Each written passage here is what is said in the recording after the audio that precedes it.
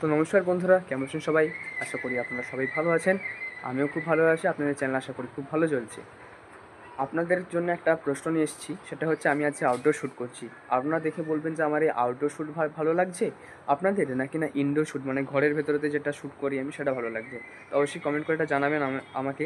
তো পরবর্তীকালে আমি সেরকমই ভিডিও বানানোর চেষ্টা করব। তো আজকে যে টপিকটা নিয়ে আমি আলোচনা করবো সেটা নিশ্চয়ই থাম্বনেল এবং টাইটেল থেকে বুঝতেই পেরে গেছেন।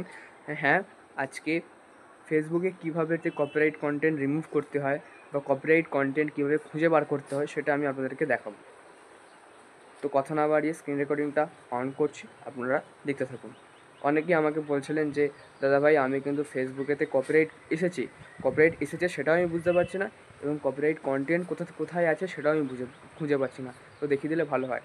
তো সেই জন্য আজকের এই ভিডিও অবশ্যই তোমরা দেখতে থাকো, ভালো লাগবে।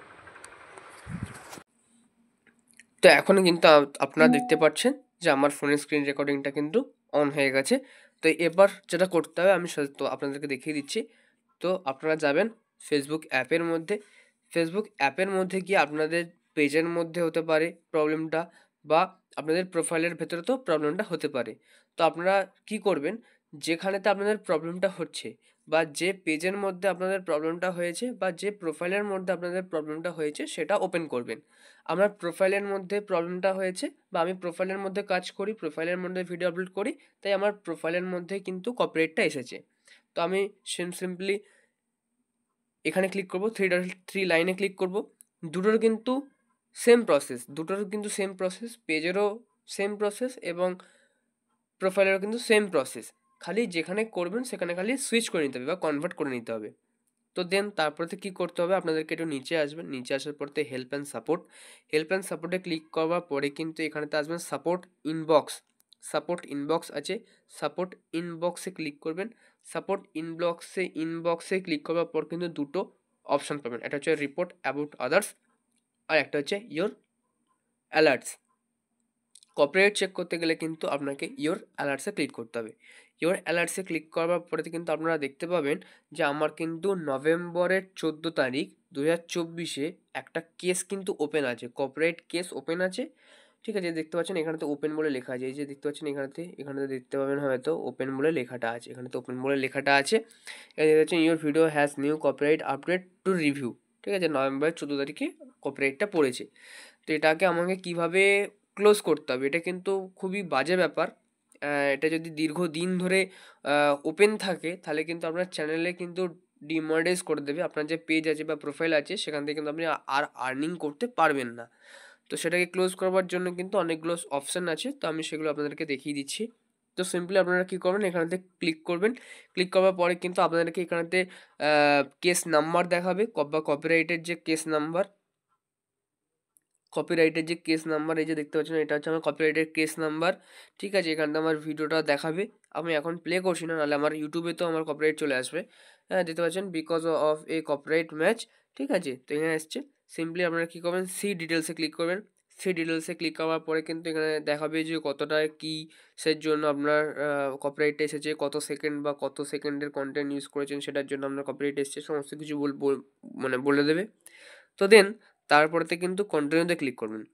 কন্টিনিউতে ক্লিক করার পরে কিন্তু এখানেতে আপনাদেরকে কপিরাইট কীভাবে ওয়ার্ক করে বা কপিরাইট কী সেটা আপনাদেরকে বোঝাবে। আপনি সিম্পলি এখানে কন্টিনিউ করবেন। কন্টিনিউ করবার পরে কিন্তু এখানেতে আপনাকে সমস্ত কিছু একটা রিভিউয়ের মতো দেখাবে। ঠিক আছে, তারপরেতে কন্টিনিউ ক্লিক করবেন। কন্টিনিউতে ক্লিক করার পর এটাই হচ্ছে কিন্তু ব্যাপারটা বোঝার। আমি একটা স্ক্রিনশট নিয়ে নিই, এটা আমি থাম্বনেলে লাগাবো আর কি। তো যাই হোক, এখানে হচ্ছে তিনটে কিন্তু বোঝার বিষয় আছে, তিনটে অপশান আছে, একটু ভালো করে মন দিয়ে বুঝে নিন।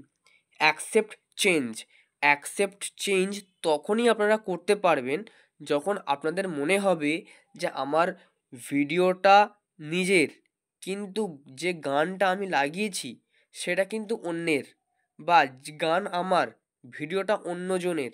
ঠিক আছে, আমি এই ভিডিও থেকে যে রেভিনিউটা ইনকাম করছি সেটা আমি কোম্পানিকে চার্জ দেবো, মানে অর্ধেক শেয়ার হবে।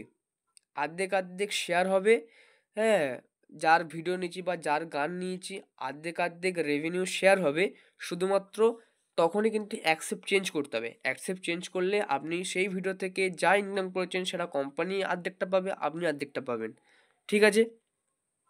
১ নম্বর পয়েন্ট। ২য় নম্বর পয়েন্ট হচ্ছে সাবমিট ডিসপুট। যখন ভিডিও আপনার হবে, গানও আপনার হবে, মানে অরিজিনাল কনটেন্ট হবে, একদম পিওর ফার্স্ট থেকে সেকেন্ড পর্যন্ত পিওর অরিজিনাল কনটেন্ট হবে, আপনার ভিডিও হবে, আপনার গান হবে, তখনই কিন্তু আপনি সাবমিট ডিসপুট অপশানটা চুজ করবেন। ঠিক আছে? আর রিমুভ ভিডিও মানে হচ্ছে গানও আপনার নয়, ভিডিও আপনার নয়, ঠিক আছে? বা ভিডিও আপনার, গান আপনার নয়, বা গান আপনার, ভিডিও আপনার নয়, আপনি কোম্পানিকে শেয়ার দিতে রাজি নন, তাহলে তখন কি করতে হবে? আপনাকে কিন্তু ভিডিওটা ডিলিট করে দিতে হবে। ইউটিউব পেজ বা ফেসবুক পেজ বা ফেসবুক প্রোফাইল থেকে কিন্তু ভিডিওটা সম্পূর্ণ আপনাকে ডিলিট করে ফেলতে হবে। তো তার জন্য কিন্তু রিমুভ ভিডিও। ঠিক আছে? এই ৩টে অপশন আশা করি আপনাদেরকে আমি ভালোভাবে বোঝাতে পেরেছি। যদি কোনো প্রবলেম হয়ে থাকে তাহলে আমাকে কিন্তু টেলিগ্রামে, ইনস্টাগ্রামে ডিএম করতে পারেন, আমি বলে দেবো অবশ্যই, আরও ভালো করে বুঝিয়ে দেবো, বা কমেন্টও করতে পারেন, আমি বুঝিয়ে দেবো। তো আমি কিন্তু এখান থেকে কোম্পানিকে শেয়ার দেবো, বা আমি এই ভিডিও থেকে যা ইনকাম করছি সেটা আমি কোম্পানিকে শেয়ার করব। 50-50 শেয়ার হবে। তো সেই জন্য আমি কিন্তু অ্যাকসেপ্ট চেঞ্জে ক্লিক করব। অ্যাকসেপ্ট চেঞ্জে ক্লিক করে কিন্তু কন্টিনিউতে ক্লিক করব। কন্টিনিউতে ক্লিক করার পরে কিন্তু এখানেতে আপনাকে শো করবে, মানে একটা মানে কি বলবো, দলিলের সই, মানে সই করার মতনই ব্যাপারটা। হ্যাঁ, যে 50-50 শেয়ার হবে, আপনি কি রাজি বা রাজি নয়, হ্যাঁ, এরকম একটা ব্যাপার এখানেতে শো করাচ্ছে। তো আমি এখানে অ্যাকসেপ্ট করে নিলাম। অ্যাকসেপ্ট করার পরে তো আপনারা এখানে কিন্তু দেখতে পাবেন you accepted the video change.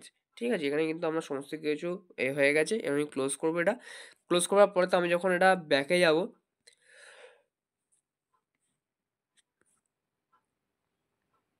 Refresh করলাম। রিফ্রেশ করার পর আবার আমি যদি যাই ওখানেতে,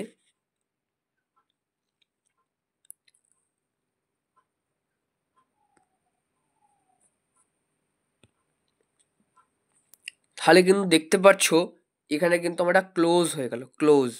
দেখতে পাচ্ছ এখানে কিন্তু ক্লোজ হয়ে গেল, close. Your video has new copyright update to review November 2024। এটা ওপেন ছিল, এটা ওপেন ছিল, এটা কিন্তু ক্লোজ হয়ে গেল। ঠিক আছে? এটা ক্লোজড হয়ে গেল, এটা ক্লোজড হয়ে গেল। এটা কিন্তু আর কিছু নেই, কেস আইডি আর কিছু, মানে কেস আইডি আছে, কিন্তু এটা কিন্তু পুরোটাই হয়ে গেছে। এটা এর পরে কিন্তু আর কিছু, মানে নেক্সট যে স্টেপটা আছে সেটা কিন্তু তোমাকে নিয়ে যাচ্ছে না, কারণ এটা অলরেডি ক্লোজড হয়ে গেছে। ঠিক আছে? তো এরকমভাবে যদি কপিরাইট থাকে তাহলে তোমরা তুলতে পারো, কোম্পানিকে শেয়ার দিতে পারো। যদি ভিডিওটা ভালো লেগে থাকে তাহলে অবশ্যই লাইক, শেয়ার আর একটা কমেন্ট অবশ্যই করবে। আর অন্যান্য ইউটিউবারকে সাবস্ক্রাইব করার থেকে আমার চ্যানেলটিকে সাবস্ক্রাইব করে নাও। তোমাদেরকে খুঁটিনাটি ডিটেলস ধরে ধরে তোমাদেরকে শেখানো হবে। তো আজকের মতো টাটা, দেখা হচ্ছে পরবর্তী কোনো ভিডিওতে।